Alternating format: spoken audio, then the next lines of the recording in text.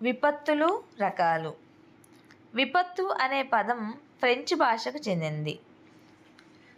Disaster అనే French పదం నుంచి డిజాస్టర్స్ అనే ఆంగ్ల పదం వచ్చింది. దీనికి చెడ్డ నక్షత్రం అని అర్థం. పర్యావరణం, సమాజం, సామాన్య ప్రజలకు ఆర్థికంగా అధిక నష్టం కలిగించి సాధారణ కార్యకలాపాలను కూడా అడ్డుకునే తీవ్రమైన పరిస్థితిని విపత్తుగా పరిగణించవచ్చు. ప్రకృతి వైపరీత్యాల వల్ల అధిక మొత్తంలో ఆస్తి, ప్రాణ నష్టాలుంటాయి. జరిగిన నష్టం ఆధారంగా విపత్తు తీవ్రతను అంచనా వేస్తారు. ప్రజలకు హాని కలిగే పరిస్థితి ఉన్నప్పుడు వైపరీత్యాలను ఎదుర్కొనే ముందస్తు సమర్థత చర్యలు లేనప్పుడు విపత్తు తీవ్రత అధికంగా ఉంటుంది.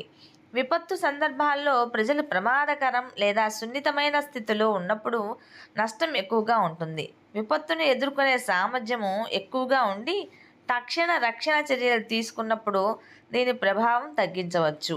ఒక ప్రాంతం ప్రజలకు హాని కలిగే పరిస్థితి, వయస్సు, పేదరికం, నిరక్షరాస్యత, సరైన శిక్షణ లేకపోవటం, పర్యావరణ క్షీణత, నియంత్రించలేని అభివృద్ధి, సరైన వసతులు లేకపోవటం, ప్రమాదకర ప్రదేశాలు, నివాసాలు, ఆర్థికంగా పటిష్టంగా లేకపోవటం, పట్టణీకరణం, జనాభా పెరుగుదల లాంటి వాటిపై ఆధారపడి ఉంటుంది. వైపరీత్యం వల్ల అతి తక్కువ ప్రభావం ఉండి ఆర్థిక, ప్రాణ నష్టాలు లేకపోతే అది విపత్తుగా మారే అవకాశం లేదు. ఉదాహరణకు, ప్రాణాలు, ఆవాసాలు లేని ఏదైనా ఎడారి ప్రాంతంలో భూకంపం సంభవిస్తే దాన్ని విపత్తుగా భావించలేం. వైపరీత్యాలను స్థూలంగా 2 రకాలుగా విభజించవచ్చు. 1 సహజ వైపరీత్యాలు, 2 మానవకారక వైపరీత్యాలు. సహజ వైపరీత్యాలు ఇవి ప్రకృతిలో సహజంగా సంభవిస్తాయి.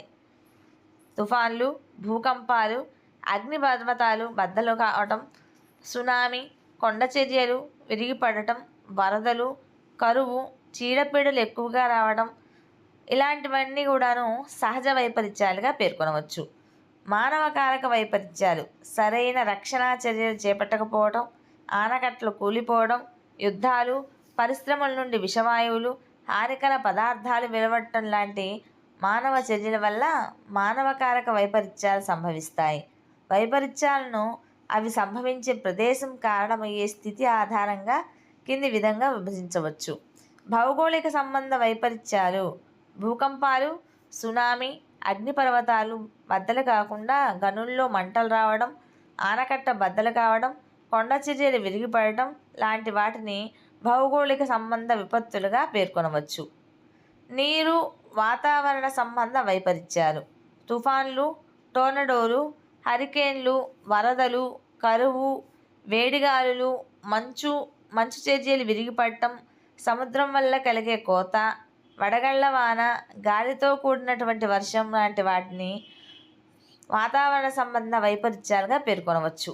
నెక్స్ట్, పర్యావరణ సంబంధ వైపరీత్యాలు. పర్యావరణ కాలుష్యం, ఎడారి విస్తరించడం, చీడపీడల సంక్రమణం, అడవులు నాశనం కావడం లాంటివి వీటికి ఉదాహరణలు. జీవన సంబంధ విపత్తులు. చీడపీడలు వ్యాపించడం, ఆహార కలుషితమవ్వడం, మానవులు, జంతువుల నుంచి వచ్చినటువంటి అంటువ్యాధులు వ్యాపించడం లాంటివి జీవ సంబంధ వైపరీత్యాలు. రసాయన, పారిశ్రామిక వైపరీత్యాలు. పెద్ద మొత్తంలో రసాయనాలు వెలువడటం, పారిశ్రామిక దుర్ఘటనలు, చమురు ఎక్కువగా ఒలిగిపోవటం, నూనెల వల్ల మంటలు చెలరేగటం, అణు దుర్ఘటనలు మొదలైనటువంటి వాటిని వీటికి ఉదాహరణలుగా చెప్పుకోవచ్చు. ప్రమాద సంబంధ వైపరీత్యాలు. రైలు, విమాన, వాహన, పడవ సంబంధ ప్రమాదాలు. జనావాసాల మధ్య మంటలు చెలరేగడం, ఒకేసారి అనేక చోట్ల బాంబులు పేలడం, అడవుల్లో కారుచిచ్చు, భవంతులు కూలిపోవడం, విద్యుత్ సంబంధ ప్రమాదాలు, పండగల సందర్భాల్లో జరిగే ప్రమాదాలు, గనులలోకి వరద రావడం లాంటివి ప్రమాద సంబంధ వైపరీత్యాలకు ఉదాహరణలు. కొన్నిసార్లు సహజ మానవ సంబంధ కారణాలు కలవటం వల్ల కూడా కొన్ని వైపరీత్యాలు రావచ్చు.